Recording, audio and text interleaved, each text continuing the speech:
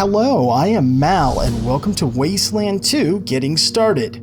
Now, this is a guide for your first 2 hours of gameplay, or roughly 2 hours of gameplay, and in this brief video, I'm going to discuss what you should do in terms of equipment right off the bat, some things in and around the Ranger Citadel that you should do before you ever step foot in the Waste, as well as my suggestions about what to do, or more specifically, what not to do with regards to the main storyline. If you're joining us for the first time on the Xbox One or PS4, everything in this video should be applicable to you as well, and I'd like to extend a welcome to you into the Wasteland 2 experience. I hope that you enjoy this as much as those of us on the PC have for quite some time now. Okay, so sit back, relax, and I'm going to explain to you what needs to happen in your first couple hours. So let's get into this. Alright, let's zoom in. Now, you've already had your conversation with General Vargas, and he's told you about your first mission. Then the first thing you're going to want to do is grab this shovel. Now, it might seem like a simple thing, but especially when people jump right in, you might not know the interface that well, and not sure, okay, I've got a shovel, what do I do, and how do I use it? Okay, well, let's cover that. First off, my suggestion is put the shovel on a character that has perception. In my case, my quote-unquote sniper monkey is the one that carries that because he has perception skill. So I'm going to go to inventory and I'm going to grab the shovel and drop it on my sniper monkey. And then I'm going to right click on the item and say add to hotkey. Then you'll see it's right there. Now, speaking of perception, I'm going to hit that and activate that, and he's actually the one that's going to sort of lead the group around because he has the detection ability with perception. Now, at low levels, you may not find that much with perception. This white circle that you see around is showing you that perception is active. Now, you can also hit the Z key. I don't know if you notice here at the top, this door over here became green. Anything that you can activate or search that isn't hidden by perception will show up this way. So that includes containers, doors, basically any object of interest. Again, that's the Z key. Okay. On the PC, at least, if you want to zoom in and out, that's going to be your mouse button or your mouse wheel up and down. If you want to shift the camera angle around, you can hold down the middle mouse button and you can shift around that way. Or like other games, like for instance, like XCOM, you can also do Q and E. Okay, just some quick UI tips for you. Okay, so now we've picked up the shovel. We've already talked to General Vargas. We're going to go over here and we're going to talk to Grenadier Major Nur. Okay, Desert Ranger's scarred, spotless armor stands to attention, blah, blah, blah, blah, blah. Basically, he gives you a friendly salute and then he proceeds to tell you can't go in. Okay, now, what we're going to do, we're going to use this. We're going to use, in this case, I have both hard ass and smart ass. These are social skills at level 1 already on my leader monkey. And I'm going to say, hey, what are you talking about? Let us in. And he's like, nah, I can't do that, but I have something you might be interested in. And you're going to say, heck yeah, what is it? I call her the Mississippi Mule. And you say, okay, promise, we can keep that a secret, thanks. All right, so let's take a look at that. So now we have a weapon that does 10 to 14 damage. And it is a shotgun. It used to be a pistol, but now it's actually a shotgun. But it's worth $39, and every amount of money that you can get at the start, so much the better. Okay, so you get it for free just by having any of those social skills at 1, be it kiss ass or hard ass or smart ass. Okay, so let's keep moving. So you want to have that interaction, and then you're going to want to keep on going here. Also note, let me show you this. Also note that your starting equipment is tied to your skills, your combat skills. So let me give you an example of what you don't want to do. Okay, so on my AP monkey, which is my mid-range combatant that focuses on assault rifles, you can see that she has 3 assault rifles to start. But I didn't pick those skills. I picked everyone else's, but with her, I didn't pick her skills until I had actually entered the game. So you got to be careful in character creation because If you forget to assign the skills, you're not going to get the inventory that would be associated with it. So see, she has a stick. She doesn't have an assault rifle, which she should have, and ammo. So that's a mistake. You don't want to do that. So if that happens, and I did this to illustrate because I wanted you guys to see how this works. If that happened, just go recreate your characters and fix the mistake, because you want the starting weapons.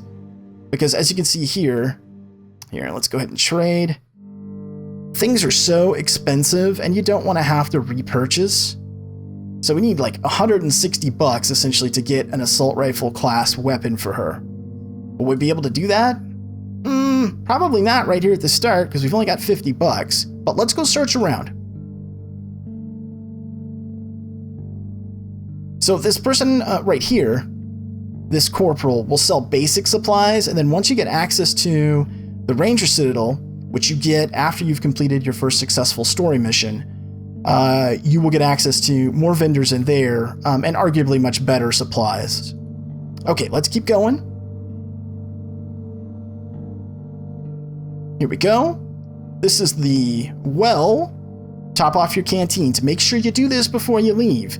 In the first half of the game, while you're in Arizona, you actually have to always have a source of water. If you run out, you start taking damage. If you don't have water for too long, if you become dehydrated, eventually you'll heat stroke and then die out in the waste. So make sure you fill up before you leave.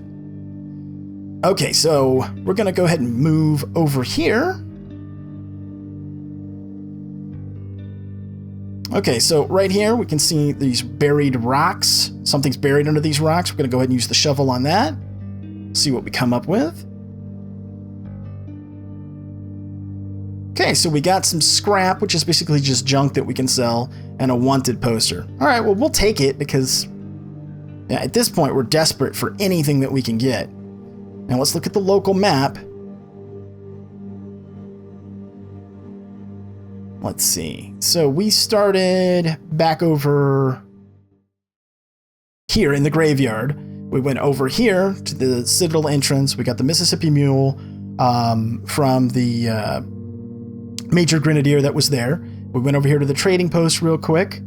Now we've come around the other side, and we're about to come up to where the firing range is.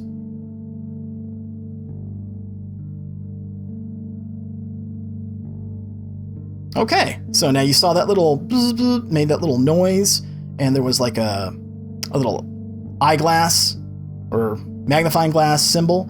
That means that you've detected something. In this case, it's telling us that there's a lock here. So now we want to get into the firing range, because if we hold down the Z key, we can see that there's actually some containers in here that we can loot. Want to do that. And there's no negative impact to going in there and taking it. You just have to be able to get to it. So we're going to right click, or whatever the appropriate button is for the console. Forgive me, I don't know, but we're going to highlight that, and then it's going to bring us the applicable skills. So at this point, you could use brute force on it, you could use lockpicking, or you could use perception. We don't need to use perception again. We know that there's a lock there. So we need to unlock it. And it's telling us right now that we have a 92% or 91% chance of success, and AP Monkey is the one that has the skill. So you say, okay.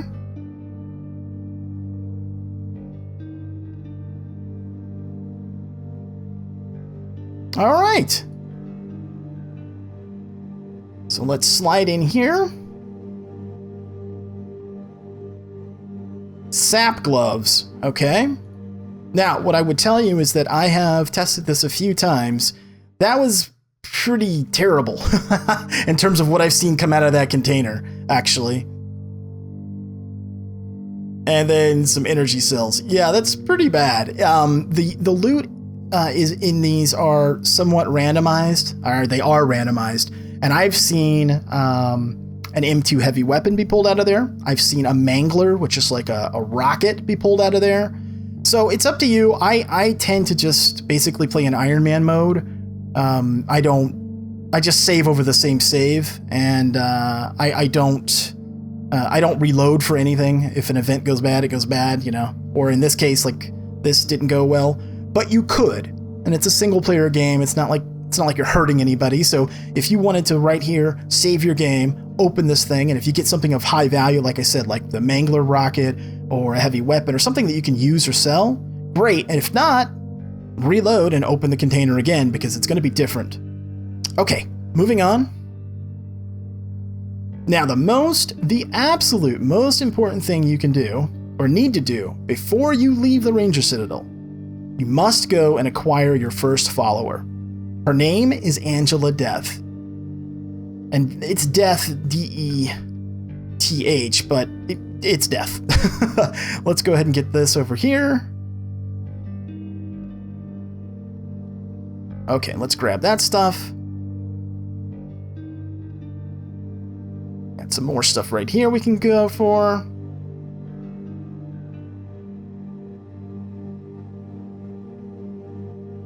So here's where we're at right here. So again, we started over here. We went down and around. We went to the firing range. Now we've backtracked. And we're going to go around to this area over here called the tents. And we're going to speak to Angela Death. Now, why do you want her? Well, first off, you can have up to 3 followers. So you have your 4 base people and 3 others for a total of 7. Actually, you can even go beyond that, but technically 3 NPC followers that have skills and whatnot. Oh, that was a nice find. Look at that. Shiny Ranger Star for +1 hard-ass skill. Wow, that was nice.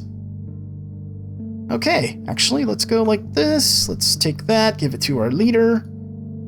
Didn't even think I was going to get a chance to show you guys trinkets, but right here in the trinket spot, you can only carry 1, but there's a ton of different ones in the game and they all give some kind of benefit. Some of them give really big benefits and then have some disadvantages to them as well, but in this case, it's pretty straightforward. We put on this Ranger Star, and then if we look at our skills now, we've got a 2 hard ass instead of a 1, and you'll see that it's now highlighted in green, meaning part of that skill has been made up by a trinket.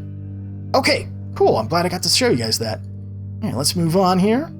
The reason you want Angela is because she's significantly higher level than the rest of you. I want to say she's level 14. Okay, so what I'm going to do right now, I'm going to make a quick cut in the video because I don't want to spoil anything. There's some story, quite a bit of story-related stuff with her. So I'm going to make a quick cut in the video. I'm going to acquire her in the group, and then we're going to move on. So I'll see you in just a sec. Okay, so at the very end of your interaction with her, when you're basically ready to walk away from her, essentially, she's going to ask you, hey, can I tag along? Because like I said, she has a pre-existing relationship with Ace, which you'll learn about. And she wants to be in on the potential for revenge, which is not what Vargas is going to want, but it doesn't matter. You can take her along with no negative impact. So you say yes. All right, so let's...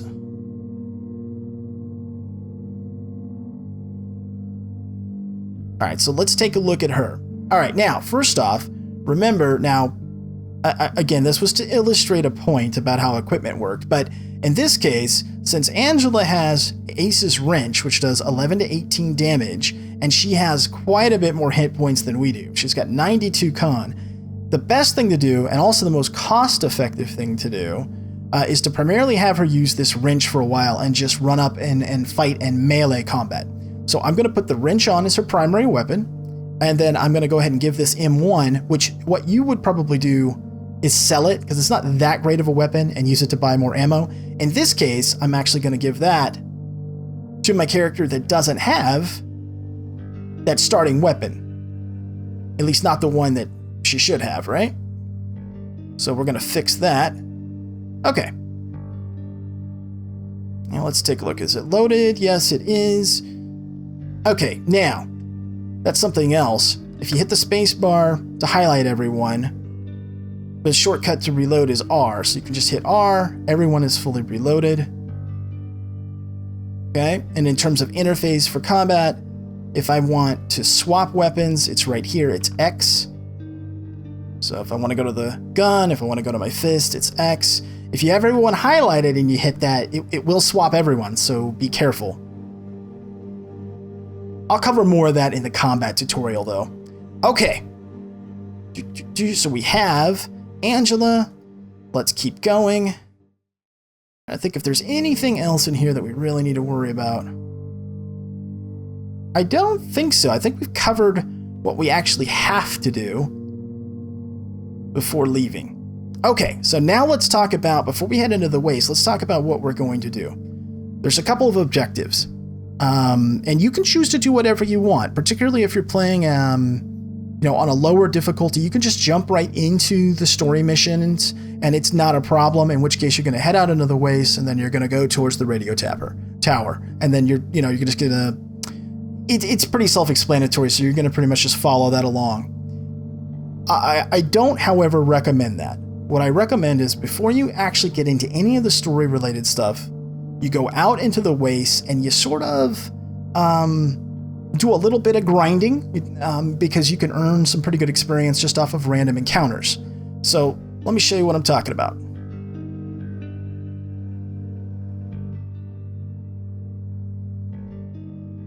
Okay, so now we're out in the waste. I hear you, Vargas.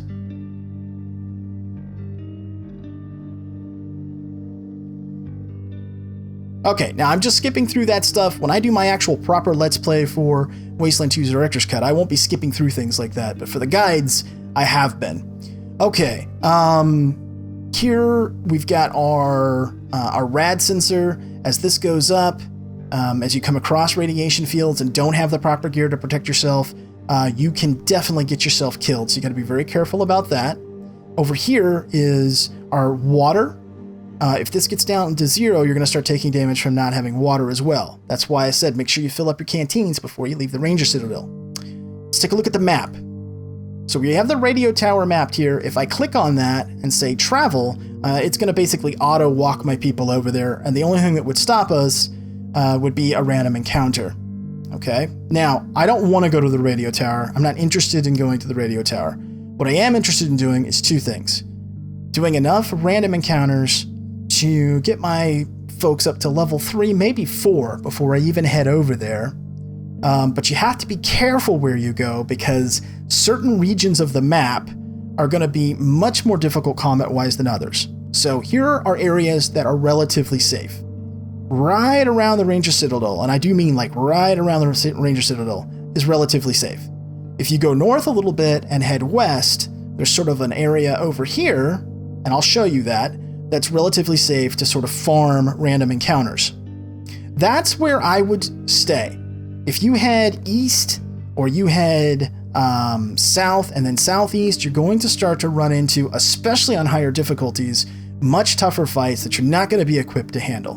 And again, ideally you want to get to level 3 or level 4 before you start the story missions, which start with the radio tower. Okay, so let's close this.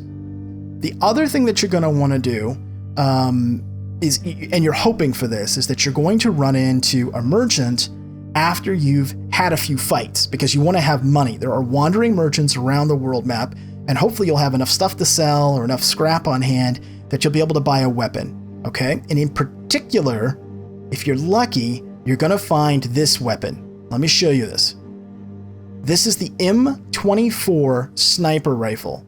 And the M24 Sniper Rifle is the most powerful early game weapon that you can get.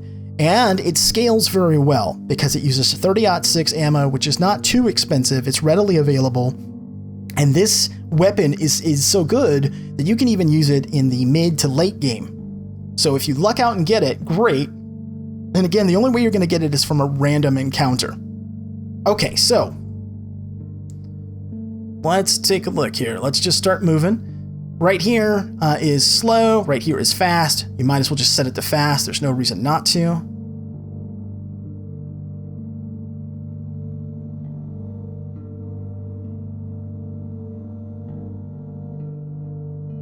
And we're going to head right over here. Okay, now, combat. You see dangerous raiders approaching your position. A good way to judge whether a fight is going to be too tough to handle is based on this run versus attack deal here. You can see I can run at 75%, and it's saying your skill and outdoorsman gives you a 75% chance to escape this encounter. Okay, if that run was, say, 50% or 25%, then you would know that the relative skills to your power level versus that group was not in your favor, okay? Like if it was really hard to run away from this particular group, then it's a fight that you would, ironically, that you would probably want to try to run away from because you may get killed, but that's going to give you your first indication of how powerful they are. 75% means that this is just sort of your run-of-the-mill raiders. This is sort of an idyllic group for you to fight.